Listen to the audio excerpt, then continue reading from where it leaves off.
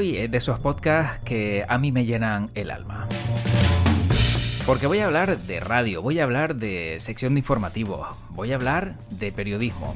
Y lo voy a hacer con una profesional que trabaja en Radio Nacional de España. Ella se llama Maite Quevedo y va a contar en este podcast, en World Media Podcast, pues cómo su experiencia, cómo se llega a Radio Nacional de España, diferentes momentos que ha tenido que pasar en su vida, dentro de su carrera, y sobre todo mucha experiencia y muchos conocimientos que se van atesorando con el paso de los años.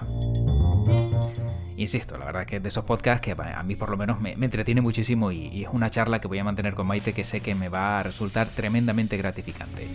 Así que vamos a arrancar ya en World Media Podcast con esta conversación con Maite Quevedo.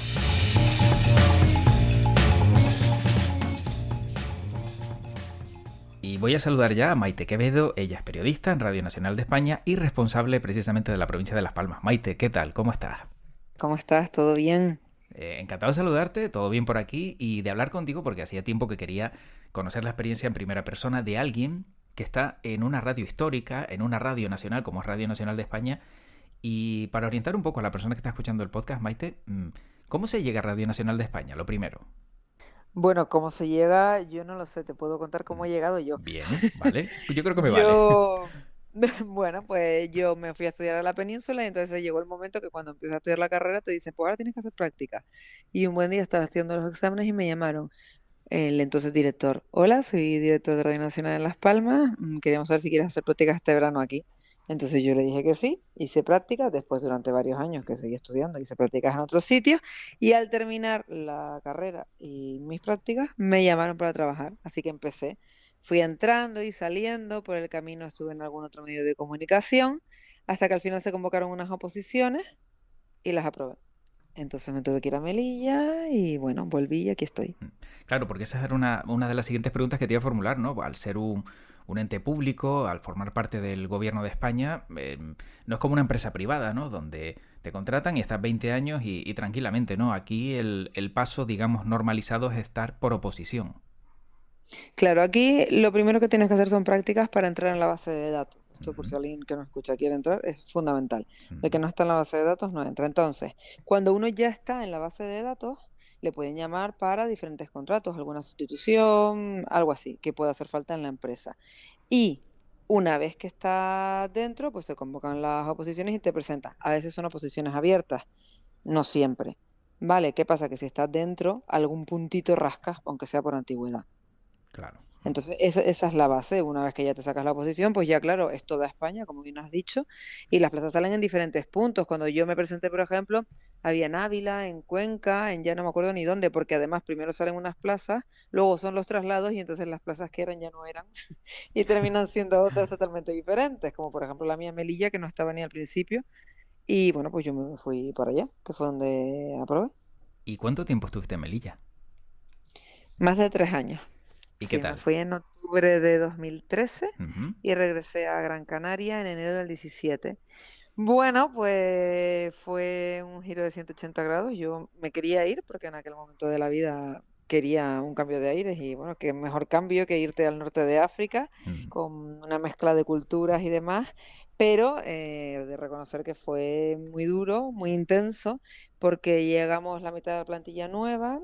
Tuvimos que ponernos al día de lo que no sabíamos, pues algunas llegamos de radio, otras de tele. Por ejemplo, en mi caso llegué para trabajar en radio, había hecho tele en alguna ocasión, pero bueno, ya sabes que la tecnología va avanzando y a lo mejor los programas que yo había usado ya no eran. Uh-huh. Luego había personas que se sacaron la plaza en tele pero no sabían de radio, total que tuvimos que formarnos y todo esto con los saltos a la valla. En 2014 estuvimos abriendo telediarios pues muchísimos días porque hacíamos las dos cosas. Tuvimos, bueno, temas relacionados con sirios, yihadismo, incluso un terremoto. Uf. Entonces, bueno, además que claro, cuando uno está, por ejemplo, en Gran Canaria, que es una isla, Uh-huh. hay un terremoto y bueno, pues tú lo puedes notar más o menos, pero en Melilla todo lo notas, incluso si hay un salto a la valla, pues pasaban por delante de la puerta de la emisora. O sea, Entonces aquí llega una patera al guineguín y tú si no vas pues no te enteras. claro. Te puedes ir a más palomas y no te enteras, pero aquí es que te pasaban por la puerta. Uh-huh. Entonces, claro, todo lo vives, ¿no? Y el terremoto, por ejemplo, fue duro. 5 de la mañana había habido un terremoto no es, hay un terremoto y ya está, no. Un terremoto es un día, se Ujú. mueve un poco la tierra, otro día un poquito más y así hasta que de repente es el gran terremoto y luego lo mismo pero al revés. ¿Qué pasa? Que un día se movieron los ordenadores y los focos en Radio Televisión Española en Melilla, lo contamos. Pero es que 4 días después hubo movimientos y tal. Bueno, pues 4 días después estábamos todos durmiendo, 5 de la mañana de un domingo a un lunes. Y bueno, mi cama era como la cama de la niña del exorcista. Vamos. No me podía ni levantar de la cama porque claro, fue de 6,3 y es verdad que tuvimos suerte, no fue en tierra, fue en mar. Y eso pues bueno, hizo que, es verdad que el centro acabó destrozado, los edificios vinieron abajo, pero no pasó nada grave, más allá del susto. Entonces es duro, es complicado porque sin querer formas parte de la noticia, nadie te lo cuenta, es que lo estás viviendo. Y justo cuando formas parte de la noticia, ¿cómo puedes, digamos, salirte, ¿no? De esa manera en la que te afecta, tú verte dentro de un terremoto, pero tener que contarlo o ver que alguien pasa justo delante tuyo, ¿no? Que va a saltar la valla, ves gente apelotonada. ¿Cómo cambias el chip o intentas desconectar un poco para dar una información que no te afecte emocionalmente y ser lo más profesional posible? Claro, lo primero es que somos periodistas, Ujú. entonces yo creo que todos un poco cuando tenemos el micrófono, la pluma, la cámara, lo que sea nuestra herramienta de trabajo en la mano, nos abstraemos un poco de la realidad. Vamos, es la clave, porque si no lo consigues, ni duermes, ni comes, ni vives. Ujú. Eso para empezar. Para seguir, que no he hecho mucha mención a los saltos a la valla, también son muy complicados. Es cierto que yo había visto aquí llegar pateras a Arguineguín, varias. También vi los campamentos de Arguineguín, pero bueno, eso fue después de la valla. El día que más tiempo estuvieron fueron 16 horas sentados en la valla. Agosto, Uf. un sol que rajaba las piedras. Estamos hablando que en Melilla el clima es muy parecido al de Andalucía, como Málaga, por ejemplo. No tanto calor como en Sevilla, pero sí que el sol pega y 16 horas sentado en una valla es complicado porque están sin comer, sin beber, Mm. se pueden desmayar, además con la adrenalina que llevan, porque ellos recorren África, esperan unos días en el Gurugú, cogen fuerzas y luego saltan la valla. Entonces, claro, verlo desde enfrente, hombre, sufres por ellos, pero nosotros, tanto en el terremoto como en el caso de los inmigrantes a la valla, lo que tratamos es de recopilar la información para poderlo contar. Si te metes demasiado en la historia o lo sufres demasiado, no lo vas a poder contar bien. Y el objetivo es contarlo Mm. para ayudar o, bueno, sí, para ayudar, para poner Mm. tu granito de arena de la manera que sea. Entonces, ya luego cuando terminas, te emocionas lo que te tengas que emocionar y a continuación continúas con tu vida porque no puedes hacer más que lo que has hecho. Sí, efectivamente. Yo creo que el planteamiento que has dado es el correcto, ¿no? Y el real. Y como dices, pues si no, claro, los informativos estarían plagados de personas tremendamente afectadas que a lo mejor harían, pues, la noticia que no se entendiera, ¿no? Se viviera más el dramatismo de la persona que la da a la realidad que están sufriendo otras personas. Y ahí, sin duda, pues sería muy, muy diferente. Y Maite, cuando te llaman, por ejemplo, para una conexión a nivel nacional, ¿notas el peso de la responsabilidad? El no me puedo equivocar, que no me distraiga nada, tengo que decir todos los datos bien, porque claro, es un peso mucho mayor, ¿no? Conectas con Melilla, conectas en Gran Canaria, conectas para una serie de islas, pero cuando ya te llaman para una conexión nacional, ¿cómo gestionas esa presión? Bueno, yo creo que la responsabilidad es la misma, porque al Ujú. final Sí. el oyente, el telespectador, la persona que sea o la que te está leyendo, merece el mismo respeto, con lo cual eso creo que la porción es la misma, el pensar que alguien te está escuchando. Ahora, a mí, en el caso de Madrid, lo que, no sé si decir la palabra agobia, pero bueno, lo que más impone es el tiempo, porque ahí sí que te tienes que ajustar milimétricamente al tiempo, porque, por ejemplo, los boletines de Radio 5 Todo Noticias son boletines de 4 o 5 minutos. Y en esos boletines van varias informaciones de varias comunidades autónomas. Todas son importantes. Si tú le Ujú. robas segundos a otra información, se queda el compañero sin poderlo contar. Entonces creo que esa es más la clave Claro. Mm. del asunto. Y si te llaman, por ejemplo, que habrás tenido alguna conexión a nivel nacional en televisión, ¿no? Con todo lo que contabas, ¿no? Y ha ocurrido. También hay, cuando yo decía que la responsabilidad es mayor es porque te ve mucha más gente. Sin duda, como dices, pues cada persona que te ve o te escucha, pues tiene el mismo peso mediático, ¿no? Y hay que respetarla, pero cuando se multiplica por X y en una cantidad tan grande como es un país entero que te está viendo, ¿piensas algo para desconectar y decir, voy a dar la noticia y esto es lo que es? Pues mira, me hace gracia que me hagas esta pregunta porque es verdad que mucha gente piensa, Mm, no, porque esta persona es periodista y entonces, bueno, tiene vergüenza, no es tímida y tal. mm, No, no. no, porque cuando una persona está trabajando en esto, por ejemplo, en la radio o en la tele, está trabajando con el cámara o con el técnico de sonido. Ya está, y no piensas en nadie más porque estás a eso, a la noticia con la persona que tienes enfrente. No estás pensando en, me están viendo, pues no sé, tantos Mm, millones o tantos miles de personas. No. Puedes pensar, bueno, pues me está viendo, no sé, mi madre o lo que sea. Solamente una vez se me ocurrió pensar en una conexión que fue en tele, lo recuerdo perfectamente en sí. Melilla. No recuerdo de qué tenía que hablar, pero recuerdo, yo creo que fue una conexión de los 24 horas porque todas las semanas teníamos una vez a la semana una conexión con el canal 24 horas y entonces tenías que dar tres noticias, de más importante a menos importante, las que fueran. Entonces yo estaba preparada y aquel día, por lo que fuera, pues mi madre me dijo que me iba a ver, mi amiga la que fuera me dijo, no sé qué, y entonces me puse ahí y empecé a pensar en toda esa gente, mm. mi gente que me iba a ver. Y eso me empezó a subir un nervio que dije, ay, mi madre, dije, no, no, esto no puede ser. Nunca más lo hice y nunca más lo voy a hacer. Yo simplemente pienso, bueno, ¿cuál es mi Mm, trabajo? Mi trabajo es recopilar información, contarla y ya está. No pienso en nada más. De hecho, a veces a lo mejor dice alguien, ay, pues los días te escuché. Ah, mm. oye, pues gracias por escuchar, ¿no? Exacto. Mm. Pero no, no lo pienso, porque si lo piensas no lo haces. Claro, claro. Clarísimo, porque los periodistas también podemos ser tímidos. Hombre, evidentemente, por eso lo digo, ¿no? Y además que te dicen por el pinganillo, estás en directo, entras en el telediario nacional o lo que sea, y ya a lo mejor te viene a la cabeza ese pensamiento y dices, ups, que me está viendo Pepito Juanito y a ver si me voy a equivocar o lo que sea, ¿no? Que todos somos Sí, humanos, no sí, pasa además nada, eso te pero bueno, desconcentra. Claro, y claro. eso te desconcentra porque Mm, en la radio lees el papel, no hay claro. Mm, problema, pero en la tele no lo lees. mm, Entonces, si te pones a pensar en lo que no debes, me da igual que sea en quién te está viendo o en que tienes que ir luego a hacer la compra, entonces no lo cuentas. efectivamente.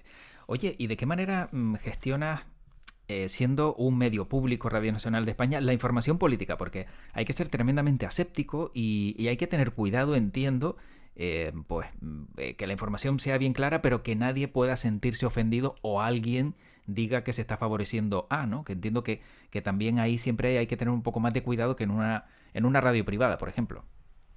Sí, mira, por ejemplo, ahora que vienen las elecciones, ¿no? El 28 de mayo, bueno, pues nosotros en la campaña electoral, la Junta Electoral establece que tenemos unos tiempos para cada partido en función de la representación que tienen actualmente en pues el Parlamento de Canarias o el órgano que sea. Entonces, cuando tú tienes los tiempos estipulados y es una entrevista en torno a una campaña electoral, lo que yo hago, por ejemplo, en las entrevistas electorales es pongo preguntas tipo, ¿no? Pues, por Ujú. ejemplo, un partido tiene 5 minutos, otro 10, otro los que sean, porque todavía no se ha establecido, pero pues las preguntas son, pues no sé, ¿qué le pregunta usted a los canarios? Las tres preguntas básicas, esas se las Sí. hago a todos. Y a partir de ahí intento ir ampliando y lo que hago es que cojo sus programas electorales y les pregunto cómo van a hacer eso. Intento ser absolutamente aséptica, pero también escucho gente por la calle, intento transmitir esas preguntas en antena. A veces pienso, ay, parecerá, porque a lo mejor es todo más lejos de la realidad, ¿no? También Mm, es verdad que yo no suelo hablar de política fuera del medio, porque es que si no puede parecer que eres de un lado o de otro y eso tampoco conviene, porque sí. Mm, si te defines, entonces sí que puede parecer que las preguntas no son porque tengan interés, sino porque tú eres de A o B. ujú. Entonces sí que es verdad que a veces hay que tener cuidado, pero bueno, también es verdad, ha pasado a lo mejor en alguna rueda de prensa que ha habido que hacer alguna pregunta incómoda a alguna persona y bueno, recuerdo en una ocasión le tuve que preguntar una cosa incómoda relacionada con temas judiciales a una persona y al salir le dije, mira, lo siento mucho, pero te tengo que preguntar. Y dice, hombre, claro, es que es tu trabajo. Pues por eso. Efectivamente. Mm. Entonces yo creo que todos sabemos cuál es el trabajo de cada uno y al final les viene bien que les preguntes, porque ellos tienen opción a responder y a Ujú. posicionarse. Lo que pasa es que hay algunos que, claro, a lo mejor dice, oye, que este medio se supone que es el partido que gobierna, no hablo actualmente, sino en cualquier época, y claro, a lo mejor, a ver si me estás preguntando tú algo que estando en este medio no deberías preguntarme, lo digo por eso, por la línea que a lo mejor muchos quieren cuidar y creen que les asegura, ¿no? Pero claro, siendo periodista, tú tienes que hacer tu trabajo y se acabó. Entiendo que Claro, presiones intento ninguna. hacer las Mm, preguntas mm, evitando opinar, claro. porque en algunos medios de comunicación a lo mejor, bueno, pero usted esto cómo lo va a hacer, porque a mí no me está gustando nada lo que estoy viendo, o Mm, la manera que sea. No, yo intento preguntar el hecho, poniéndole a lo mejor algún ejemplo de algo concreto que haya ocurrido. Claro. pero sin opinar, porque si no, sí que se te puede ir de las manos y puede parecer que estás en contra de la persona y a lo mejor no. Sí, el género opinativo siempre tiene ese perfil doble que, bueno, te pregunto, pero también me intereso por una parte, porque se sepa, bueno, por qué estoy preguntando esto. Maite, hablando de otros asuntos, ¿cuál ha sido la entrevista que más te ha gustado hacer o a qué persona con la que más has disfrutado que recuerdes así ahora mismo? Qué difícil, qué difícil. Bueno, las más complicadas yo creo que son las políticas, por Ujú. lo que estamos hablando, aunque también son complicadas aquellas que nos afectan o nos medio afectan. Por ejemplo, accidente de Spanair. Sí. Es complicado, bueno, tú lo sabes también, Ujú. cuando aquello ocurrió, es algo que nos toca a todos, aunque no conocieras a nadie, pero te puede haber pasado y entonces te puedes poner muy bien y muy fácilmente en el pellejo de la persona que tienes delante. Entonces, eso es complicado y es duro hacerle determinadas preguntas, pero se las tienes que hacer. Entonces, eso es difícil. Luego, entrevistas, pues por ejemplo, que me haya gustado, así que recuerde rápidamente, pues recuerdo que hace como un año o así, vino un chico inmigrante que había llegado en patera y nos contó su historia. No me preguntes ahora porque no recuerdo los Ujú. detalles, pero bueno, se sentó en el estudio, la contó, una vida muy complicada, muy dura, pero había salido adelante y ahora ayudaba a otros chicos a seguir el mismo camino. Entonces, las humanas también son entrevistas muy bonitas. Y no sé, esas son las que se me ocurren así, sin decirte nombres, ¿no? Pero Sí. luego algún famoso que haya podido pasar por ahí, pues no lo sé ahora mismo quién, pero sí, son entrevistas curiosas y luego hay entrevistas que pasan desapercibido, pero son entrevistas como con las que se aprende mucho. Por ejemplo, la Plocam. Mm. Cualquiera de las personas de la Plocan que pueda pasar por el estudio siempre te enseña algo nuevo. La Universidad de Las Palmas también tiene un montón de proyectos súper interesantes que, claro, como no son cosas del día a día, tienes que estudiar mucho, informarte mucho para poder hacerles preguntas, porque al final las entrevistas que hacemos en Radio Nacional son de 10 15 minutos. Claro. Es mucho tiempo. Ujú. Entonces, bueno, pues esa parte también es muy interesante. Y me ha gustado mucho el detalle, tengo que decirte, lo de que hayas nombrado una entrevista que no me esperaba. Esperaba que me dijeras, pues mira, entrevisté en una ocasión a tal actor, a tal político, que era un referente, a tal cantante, ¿no? Que siempre pues parece que tiene un poco más de jugo, pero el que hayas entrevistado a un chico inmigrante que vino, que te contó una historia, me ha parecido fantástico por tu parte, de verdad.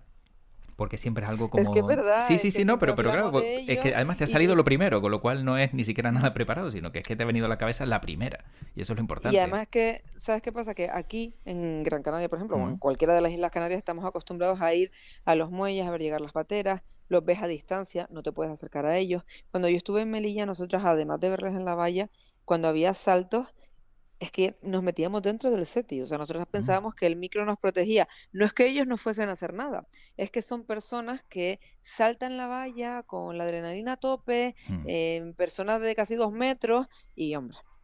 Sí, sí. No parecía muy prudente estar ahí en medio de 200, 300, 400 y hasta 500 personas que entraban a la vez.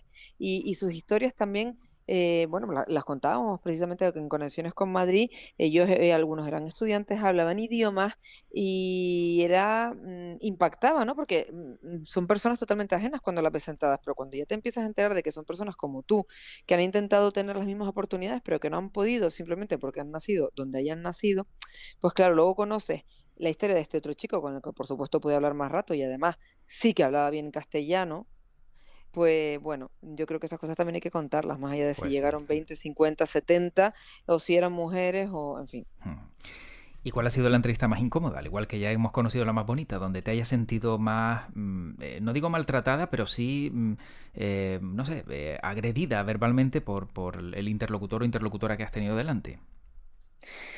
En entrevista no lo recuerdo, pero te diría que casi seguro algún político, no porque me haya sentido agredida, ni Mm. mucho menos, sino porque, claro, ellos vienen con su discurso preparado, entonces tú tienes que tener muy claro todo para que nada se te escape o para que no se vayan por los cerros de Úbeda. Iba a decir no te engañen, pero tampoco es eso, Mm. no es la palabra adecuada, pero para que no se te Mm. despisten. Entonces, eso es complicado, pero sí que recuerdo una cosa, claro, nosotros también vamos a ruedas de prensa.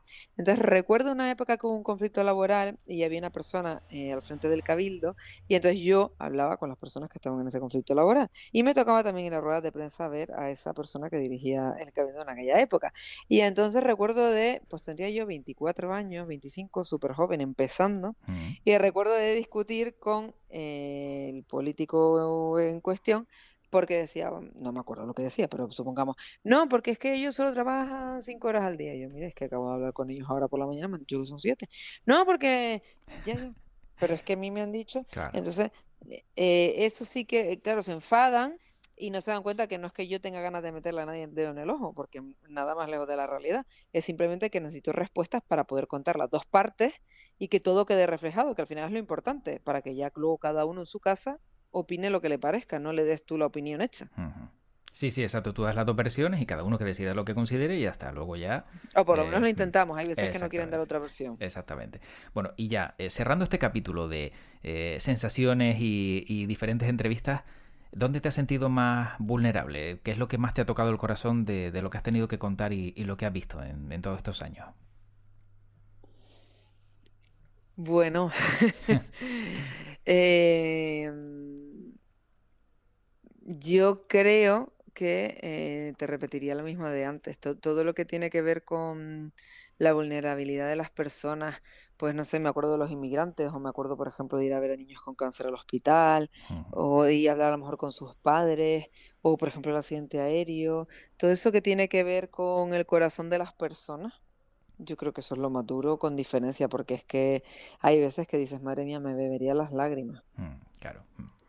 Y tienes que contarlo. Y tienes que contarlo Y tienes y, que y contarlo y tienes que tienes que contarlo. contarlo bien.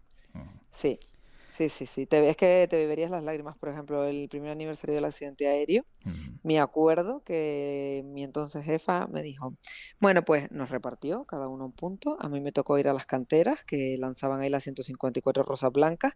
Claro, era la primera vez, había un violín, el Ujú. mensaje y tal. Y entonces me dijo, te toca ir aquí, lo vas a tener que contar. Ojo, no te emociones. Claro. Y ojo, no te emociones, empezó a sonar el violín y no veas tú, ahí estábamos todos Mm, con el corazón en la garganta. Pero bueno, al final lo haces y es duro también acercarse a las familias porque piensas tú qué necesidad de ir a mm. esta persona a preguntarle por su primo, su tío, su hijo, su lo que sea, su familia entera. Pero bueno, no queda más remedio, lo haces y cuando termina el día, pues ya intentas pasar página como puedes hasta que el año que viene otra vez. Sí, efectivamente. Sí, pero bueno, como dices tú hay que contarlo y el hecho de que te emociones, pues demuestra que no los periodistas no somos animales ni vamos a rapiñar información, sino simplemente también la sentimos, pero también hay que contar historias y bueno, se consiguen así, ¿no? Y tristemente Y en algunos también casos... respetamos que nos digan que no quieren hablar, por Efectivamente, supuestísimo. sí, sí, eso sin duda, sí, eso yo creo que eso también forma parte del reconocer que, bueno, hay gente que quiere contarlo, hay gente que no tiene ganas de hacerlo y lo tiene bien claro. Maite, ¿a quién te gustaría entrevistar que dijeras, para mí esa sería la entrevista soñada de toda la vida? Pues no lo he pensado, ¿No? pero no, no lo he Pero pensado. alguien que tú admires muchísimo y digas, joder, es que me gustaría preguntarle tantas cosas y tener esa oportunidad.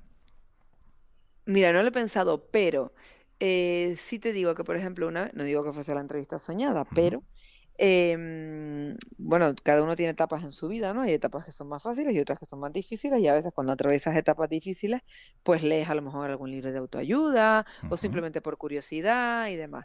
Bueno, pues una vez, una de estas personas que escriben libros de autoayuda vino a la radio y le hice una entrevista. Y entonces, bueno, pues me gustó mucho ujú. porque había leído mucho y entonces se dio cuenta y como que se soltó y bueno, terminamos tomándonos un café incluso. Ah, qué Sí, bueno. sí, sí, sí, sí. Bueno, pero son esas entrevistas gratificantes, ¿verdad? Que cuando acabas dices, oye, qué bien me ha sentado el poder pues preguntar más cosas a lo mejor de las que tenía pensadas y que van saliendo solas, ¿no? Que eso también ayuda. Sí, además que en realidad las entrevistas con este tipo de personas, psicólogos y demás, Mm, no son muy sencillas porque o preguntas lo de siempre o claro. tienes que estar metido dentro de su trayectoria, si no es imposible. Entonces, claro, si alguien escuchó esa entrevista y tenía algún tipo de duda, yo creo que quizá la pudo resolver. No porque yo fuera más lista que nadie, no, sino porque él se soltó. Ujú. Y entonces habló mucho más allá de lo normal, de lo básico, vamos. Efectivamente. Bueno, Maite, para terminar, sí me gustaría también, porque algo que siempre los periodistas, ¿no? Buscan cuando van a una rueda de prensa o hacen alguna entrevista es un titular. ¿Qué titular le pondrías a esta charla que hemos tenido en este podcast en el día de hoy? ¿Cuál sería el titular para ti? El que la sigue la consigue, no sé.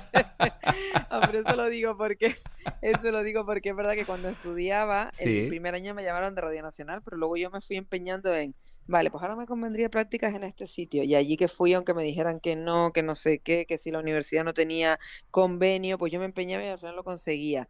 Y luego, pues cuando entré en la radio con el primer contrato, que fueron de 2 años, me dijeron, no te van a llamar más. Pues me llamaron.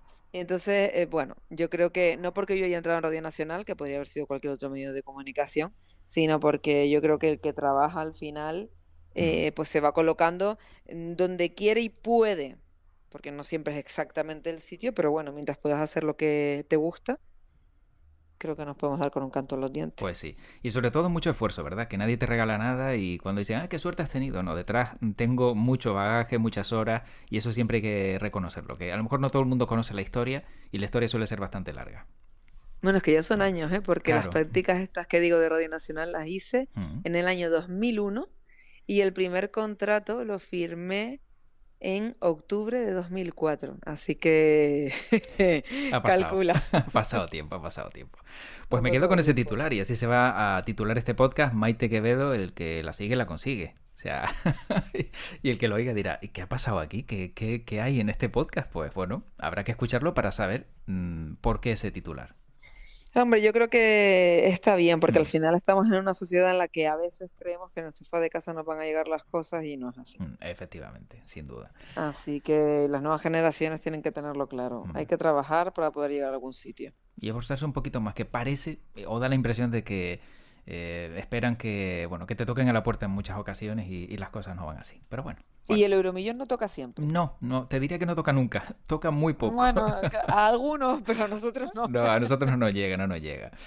Maite, pues ha sido un placer charlar contigo, conocer un poquito más ese lado de Radio Nacional de España. Se me quedan muchísimas preguntas, ya sabes cómo va esto también, pero bueno, si no estaríamos aquí 1 hora y media hablando, y claro, un podcast de 1 hora y media, pues muchos No es cuestión. dirían, claro, dices, bueno, esto no tendré tiempo de escucharlo en una jornada normal, que es cuando estoy entrenando, recogiendo, haciendo la comida, que son los momentos, digamos, donde mucha gente pues escucha estos formatos.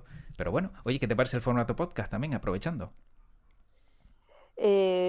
Bueno, creo que tiene sus ventajas, Ujú, porque te pueden escuchar cuando quieran, donde quieran, en el claro. momento que les convenga, de la manera que quieran, porque a lo Ujú, mejor no pueden escuchar 20 minutos o media hora, sino de 5 en 5. ujú. Entonces creo que tiene muchas ventajas.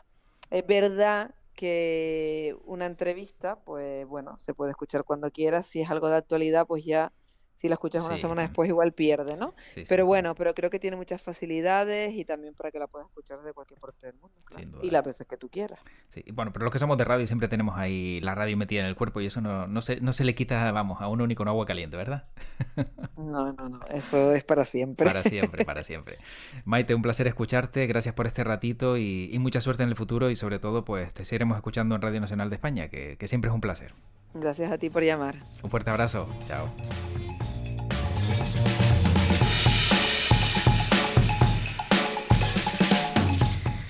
Pues como ella misma ha contado y lo habrás podido escuchar en este capítulo, el periodista también tiene sentimientos, también tiene timidez, pero tiene que dejar todo a un lado cuando tiene que contar historias durísimas y cuando tiene que enfrentarse también a situaciones que no son del todo agradables.